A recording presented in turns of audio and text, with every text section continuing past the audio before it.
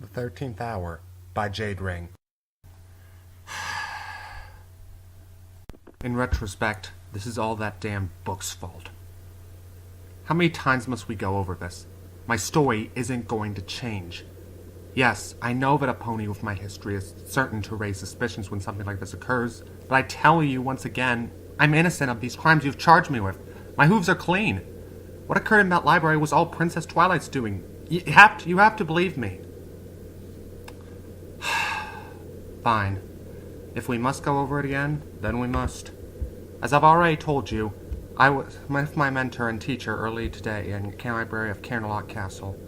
Twilight had procured for me a special pass to read from the Forbidden section, a section of tomes that holds magics too dark and powerful for all but the most magically inclined of unicorns.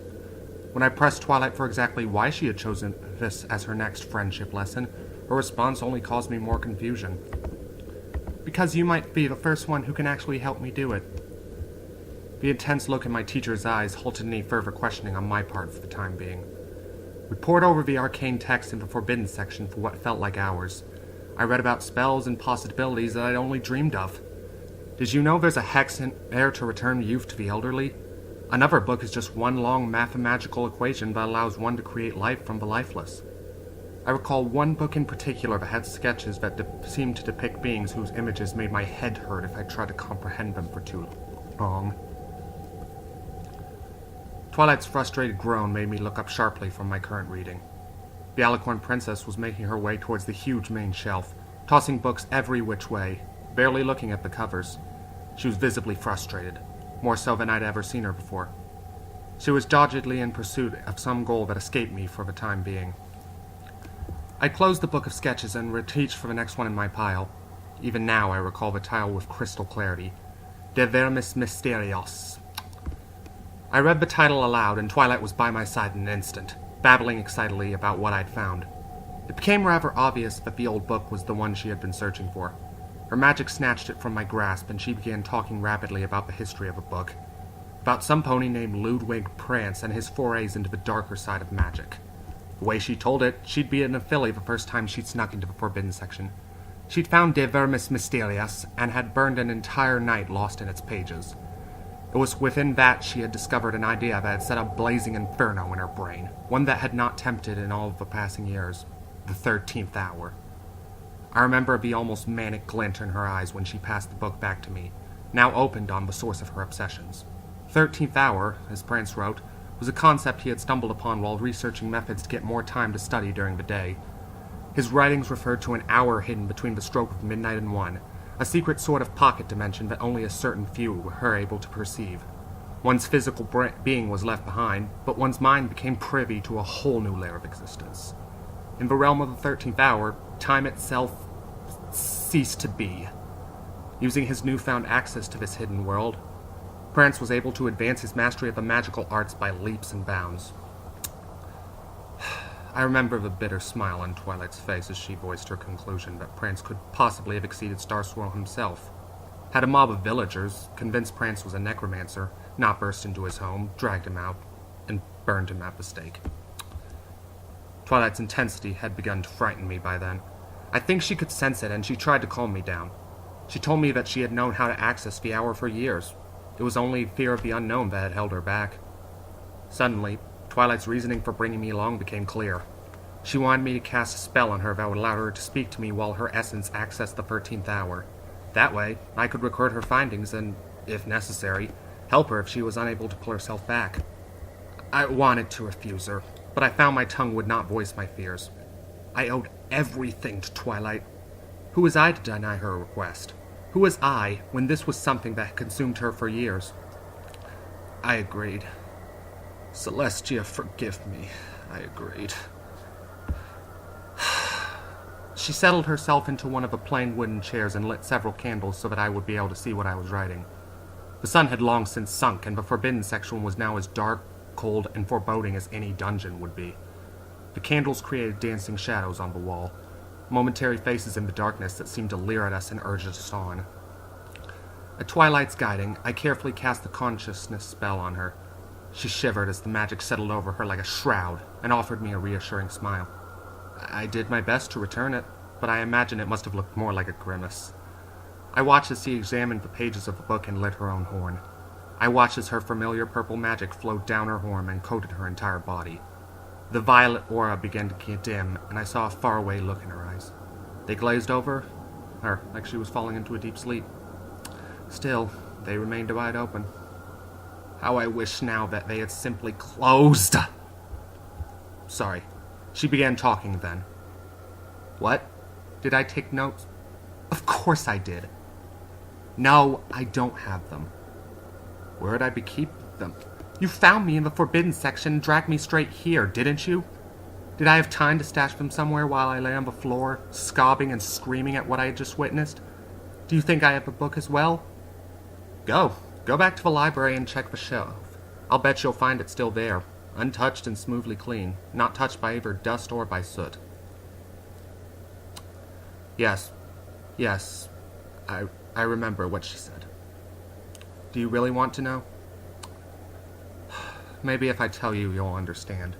You'll finally actually listen to me and release me so that I can stop that wretched damn thing from hurting any pony else ever again. You want to know? Fine, I'll satisfy her curiosity. She smiled at first. I'll never forget that content smile as long as I live. Oh, Starlight, she'd whispered. Her voice was tinged with something I could only call rapturous joy. It's everything I ever dreamed. She described with increasing excitement how the world around her looked just like our own, but frozen in time. She narrated to me her long trek through the castle while I did my best to keep up with the notes. She described a staleness in the air, like a museum that had not seen a visitor in quite some time. She traversed the castle and then the courtyard, noticing minute differences between our world and the world of the 13th hour. She wanted to see more, she told me. She flapped her wings and took flight, and I saw her physical wings twitch ever so slightly, and I felt the smallest twinge of indefinable fear. I continued to write as she described the barren plain surrounding the castle. Her voice took on a darker tone to then. How I wish I had pulled her out at that moment! What's that? You found one of my notes? Of course you did. You were supposed to. Where was it? On the floor by the ashes? Tell me something, sir. Was it there before? You want me to read it? Very well. Something's not right here, Starlight. There's some strange feeling. I can't place it, but it feels like it's pulling me, guiding me, like a whisper in my ear. It's calling me north. Yes, north. Towards the mountains beyond the Crystal Empire. There's something there. I need to find out what it is. She was quiet for a while after that. No, I'm not sure how long. It may have been minutes. It felt like hours. Eventually she spoke again, the fear a bit more prevalent in her voice. Starlight, I just flew over the Crystal Empire. It's not there. But it is. I'm not sure how to describe it. Everything looks like it's in the proper place, but when I get closer, it just fades into the colorful mists. There's more. The ground is slightly inclined by the Empire's borders, like it's rising. I need to look closer. She was quiet again, but only for a few seconds this time. Her glazed eyes widened as she uttered an involuntary shriek at the visions she saw now. I don't believe it! Starlight, it's a mountain range. But there shouldn't be any mountains here. They're huge! The biggest mountains I've ever seen. I can't even see the tops. They just keep going and going, higher than the clouds. Wait. There's a pass ahead. Starlight, whatever's calling me is past these mountains. I have to go further. I begged her to come back, to let me bring her back. She didn't even acknowledge me. Her wings were fully flapping now, purple feathers flying every which way and falling like downy snow. The flames danced atop the candles as though glowing more and more excited as twilight grew closer and closer to whatever dark discovery lay ahead of her. I'm past the mountains now, Starlight. I can't even describe it. It's like a valley. No, a plateau. And it goes on as far as the eye can see. The air smells different here. It's not stale like before. It smells like home. Like it's... She screamed then. Oh, how she screamed. I had to put my hooves over my ears to block the heinous noise, and still I could hear her piercing wails. Her glazed eyes were now rolled into the back of her head, her wings branching out to the point of breaking. Her legs kicked as she tried to scramble away from whatever was threatening her. Or like they were trying to fight something off. What? Finish the note? Fine, damn you! He's here, Starlight. He's here with them. They've been here for eons, plotting and planning and scheming. Do you understand? They've had nothing but time because time does not exist here. The color out of space. The goat with 1,000 young. She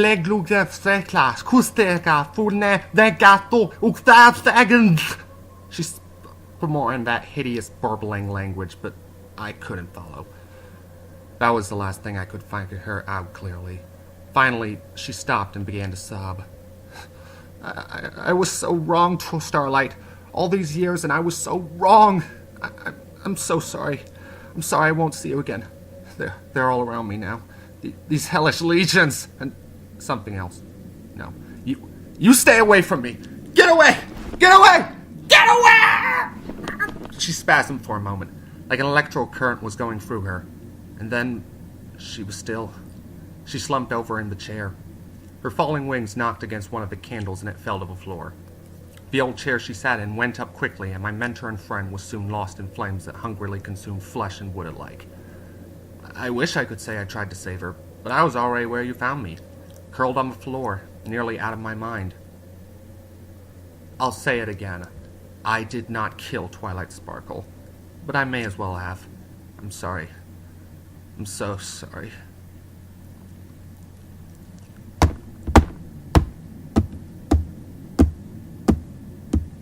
They're gone now. The guards, I mean. I know you're still there, though. I can feel you watching me in the darkness.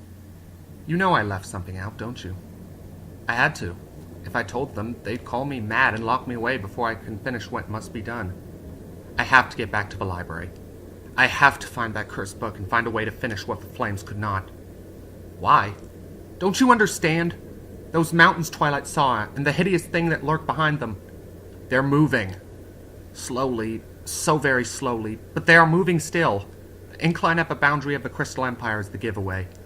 And in time, though it may be countless millennia from now, they will pass the threshold of the 13th hour and find their way into our world. And on that terrible day, when at last the stars are right, those unknowable things will come and all will be lost. Doom will come to Equestria. What? How do I know this? How do I know that things on that side can cross over into our own? Do you really think a simple candle's flames could burn strong enough to reduce a chair to ashes, let alone an alicorn?